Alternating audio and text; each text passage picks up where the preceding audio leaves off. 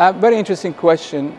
The current guidelines in sustainable design kind of refers to use of renewable resources as opposed to non-renewable resources. Try to reduce the amount of waste that you generate. Look at the other resources like energy and water and try to minimize those. Try to understand what consumer wants and design a product that addresses a need so you can improve the consumption behaviors. But I feel there is the two key points that we need to consider in our future sustainable design approach.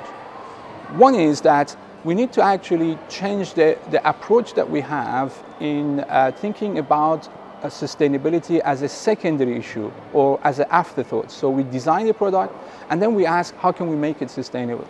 We need to change that approach and embed sustainability consideration throughout the product development. From the very outset, be aware of the sustainability issues around material, around processes, around social impacts, around other things.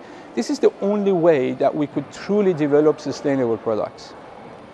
The second point is that we really need to include sustainability in the education of our future designers. At the moment, designers are having a very difficult job, overloaded with information and knowledge. The only way that we could sort of help them is to embed sustainability in the syllabus of the courses and programs that they do. This is a very interesting question. Recently, we did some research to answer that very question. And the way we did it was use a number of what we call change drivers, things like climate change, population growth, depletion of resources, trying to identify a number of scenarios that we might find ourselves in 2050. This work is actually called, how can we manufacture a sustainable future for 9 billion people in 2050? There is a report and a paper in our website, centrosmart.co.uk, that if anybody is interested can download and read out about it. But in brief, we identify 4 future possibilities. One was called unsustainable planet. That is doing more of the same, producing a large number of products and consuming more and more.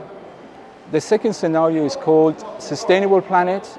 This is a scenario where we've learned to live within our means and try to respect the environment. The third scenario is referred to as a technologically sustained planet. This is where new technologies has made us sort of able to deal with the eco-efficiency of our activities a lot better. And the fourth scenario is called socio-economically sustained planet. This is by a scenario in which that through education of consumer, through limitation in our economical capabilities, we rapidly kind of reduce the amount of consumption that we have. I believe companies could use this type of scenario planning to inform both their short-term and long-term decisions and strategies.